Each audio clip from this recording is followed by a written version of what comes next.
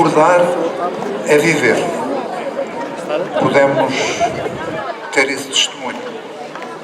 Mas eu gostaria, de vez em quando, olho e procuro ver, gostaria de vos chamar a atenção para duas coisas.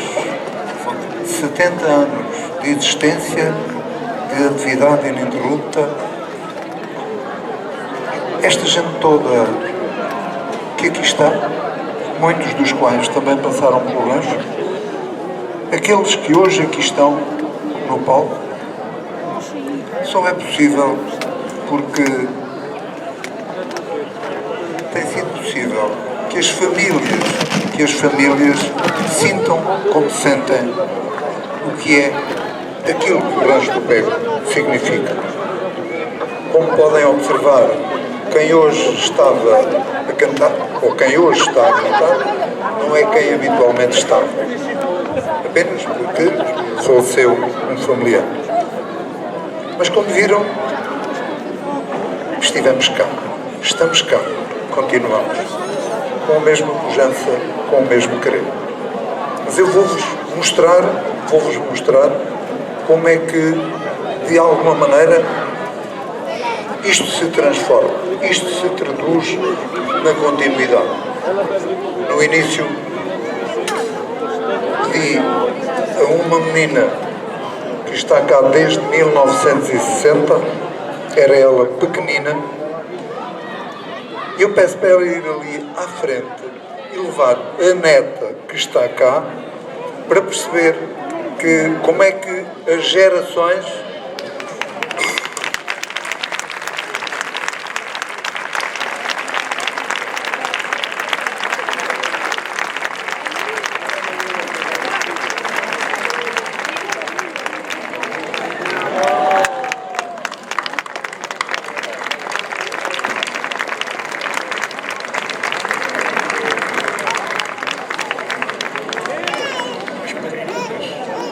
é a força toda, é aquilo que, como se diz no Pego, é aquilo que corre nas veias de toda a gente. Obrigado, Pegachos, por acreditarem. E já agora daqui um pedido. Nós sabemos que os dias de hoje, o desporto e tantas coisas, estão absolutamente abertos aos homens e às mulheres. Que os mais jovens reparem neste exemplo, reparem naquilo que hoje aqui estamos a conseguir apresentar para dizer que vale a pena continuar, vale a pena acreditar. Nós acreditamos e por isso mesmo temos aqui desde a mais tenra idade até àqueles que insistem em querer ser novos até uma idade avançada. Mas dizia-vos eu que recordar é viver. E assim vamos recuar no tempo e situarmos-nos em 1900. Nessa época, rapazes e raparigas do Pego trajavam assim.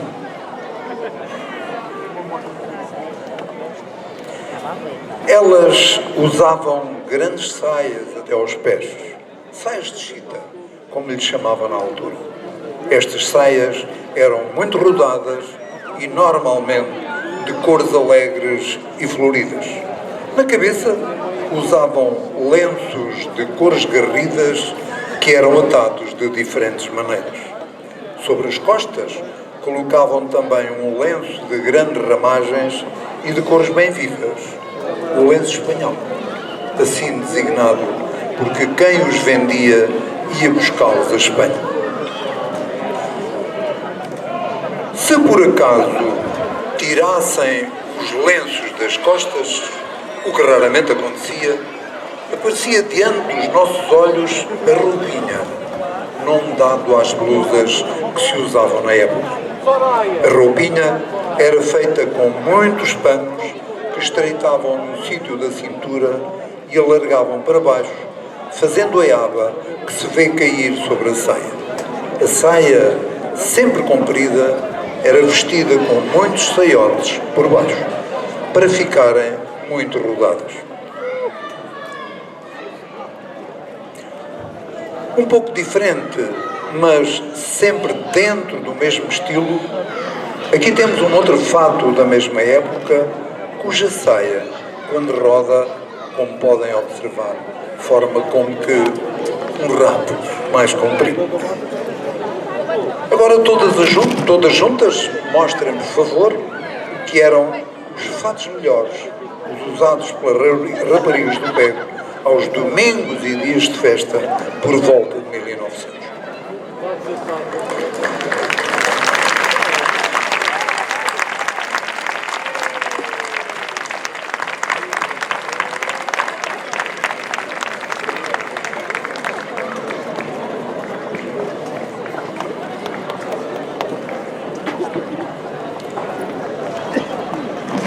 Os rapazes que melhor vestiam naquela época tinham como peça de vestuário de mais realce a jaqueta de alamares. Os alamares são aplicações de metal, normalmente de prata, que se identificavam com cavalos ou outros animais. Um pormenor, os mais pobres também usavam jaqueta, mas sem alamares. A camisa que se usava era de peitilho à frente e as calças eram de boca de sino que caíam sobre a bota. A cabeça era coberta com chapéu utilizado naquela época no pé.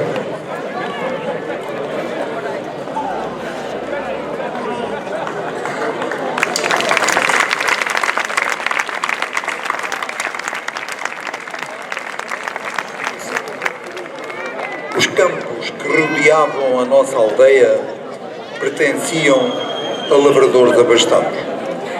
O traje que estamos vendo pertencia à filha de um desses lavradores que viveu nesses montes ou casais, o que também ainda hoje se observa. Não se pode, pois, confundir este traje com o típico traje pegacho, pois ele pertencia a alguém que na altura era significativamente de um estrato social mais elevado e que não se misturava com as restantes raparigas do pé. O original, de finais do século passado, era em tecido de algodão preto, formado por duas peças, saia bastante rodada e comprida e blusa. Esta blusa poderá também dizer-se, ou talvez dizer-se, que é uma mistura de roupinha e maquinão. Muito ajeitada ao corpo, é, como vemos, como podem observar, bastante enfeitadas, com nervuras, franzidos, botões, ilhotes, galões, enfim, é um nunca acabar de enfeites que embelezam o modelo. As mangas são muito curiosas, pois são formadas por duas mangas sobrepostas. Uma é estreita e cobre todo o braço e a outra é larga e curta, sobrepondo-se à primeira. Uma particularidade também que eu gostaria de vos dizer. Uma vez ou outra já ouvi referir que, dada a cor do traje, que seria de uma viúva. O original que se foi buscar para esta reprodução pertenceu a alguém que nunca casou. Bom, estes eram os fatos usados aos domingos e dias de festa, porque durante a semana o fato era outro.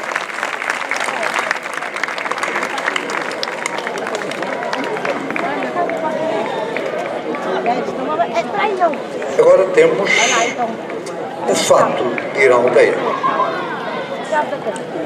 Ir à aldeia significava para a mulher sair de casa para ir às compras ou para ir à fonte, por exemplo. A saia era de ganga com debrum encarnado à frente, também muito rodada e comprida, tal como era o uso na época, e por cima desta colocava-se o avental para proteção.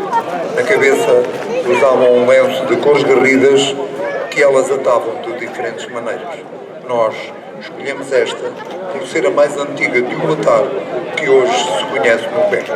Nas costas usavam também um lenço preso à frente e atrás. Este lenço era usado quase sempre, só o tiravam para fazer certos trabalhos caseiros.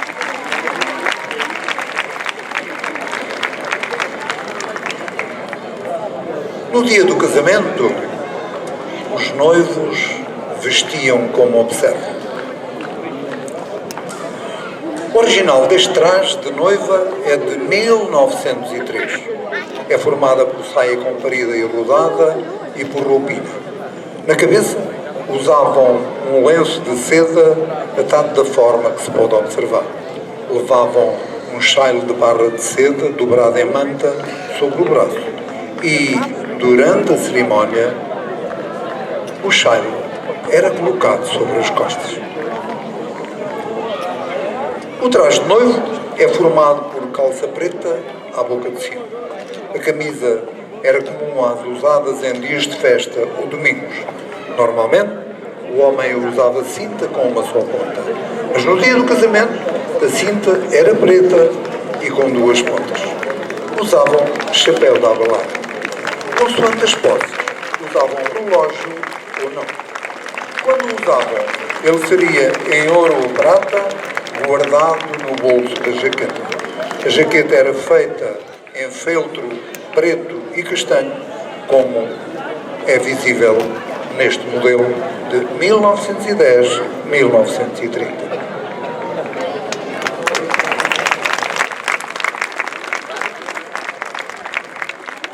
O tempo passou e vamos agora situar-nos em 1910. Como poderão observar, o vestuário europeu sofreu grandes modificações. Mas antes de vos mostrar o genérico traje que caracteriza o período entre 1910 e 1930, observem este traje que se assume de transição entre 1900 e 1910-1930. O original é de 1913. Aparece-nos a blusa, que é uma peça de transição entre a roupinha e o maquinel. Era assim chamada, pois as abas já não caíam sobre a saia, mas sim colocadas por de dentro da mesma. A saia é de uma zona azul, comprida, sendo a parte traseira mais rodada. Era usada com um cinto largo do mesmo tecido da blusa, de realçar sobre o cinto a colocação do lenço bordado a ponto cruz. Este lenço destinava-se a ser utilizado quando do baile para que o rapaz, pelo suor da mão, não manchasse a blusa. Feita a transição,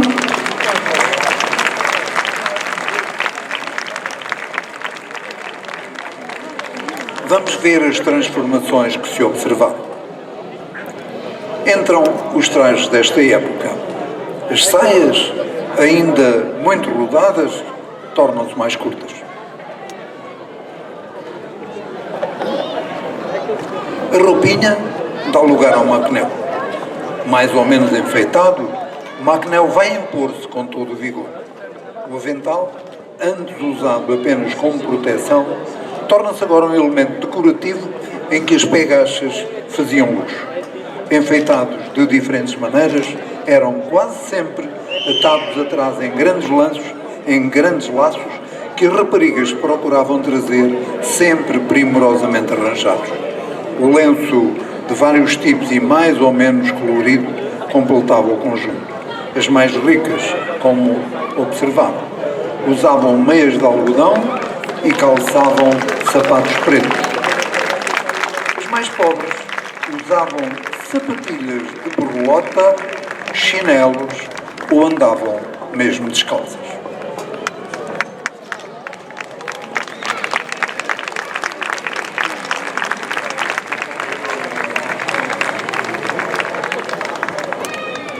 Os rapazes, nessa época, trajavam como vamos mostrar.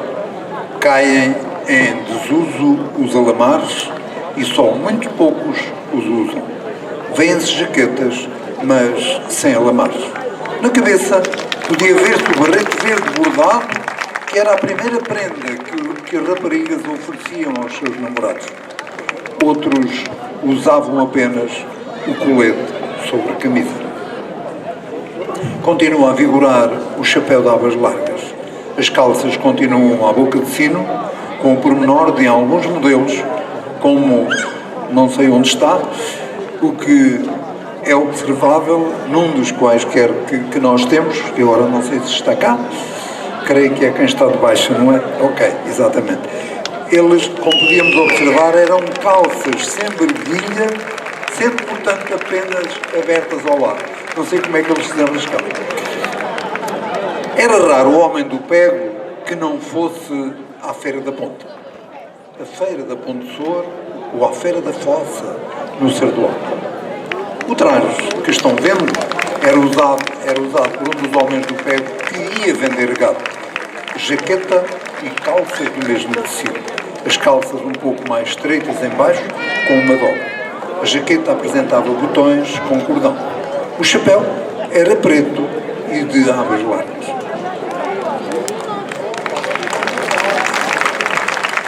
Estes eram os fatos designados de domingueiros na época 1910-1930.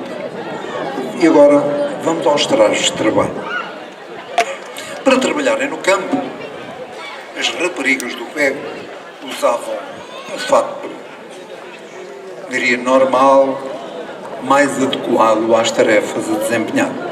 Naturalmente, era um fato menos enfeitado que os usados aos domingos. A saia de baixo era normalmente de tecido aos quadrados brancos e pretos, com debrum encarnado à ponta. Esta saia era puxada à frente e presa com alfinetes de dama para que no período menstrual a protegesse do corpo. Já agora, e por curiosidade, o período menstrual na altura era chamado de ocasião do mês ou andar descalça. Voltando ao traje, na cabeça usavam um lenço de cravos atado do modo que observo. Nas pernas usavam os canos, por vezes calçavam sapatilhas de borboleta, mas normalmente andavam descalças.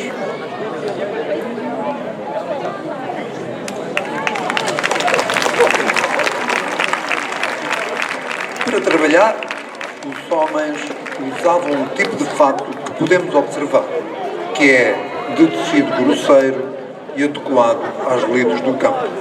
A camisa era de riscado e sobre esta colocavam o colete. Usavam cinta preta e na cabeça usavam o barrete preto. Já foi.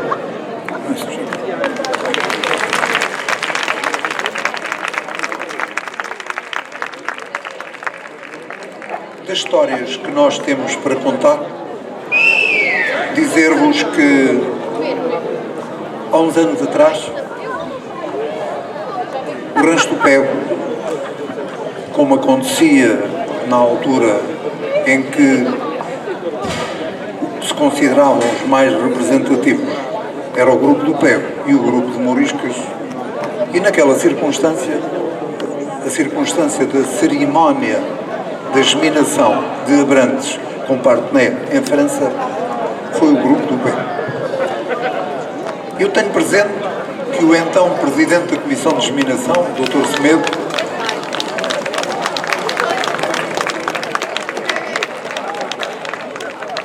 transmitiu-nos que conhecia bem a terra e o que eram os costumes de lá, que não nos preocupássemos muito porque ia acontecer quando estava a decorrer o jantar e que certamente não dariam muita importância.